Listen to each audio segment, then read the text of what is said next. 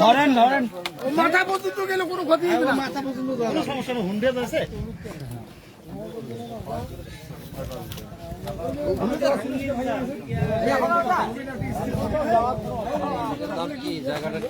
নাওতরা নাওতরা নদী, নাওতরা নটাবাড়ি, এটা ডিমলা, এদিকে ডিমলে ওইদিকে নাওতরা, মাঝখানে নদী।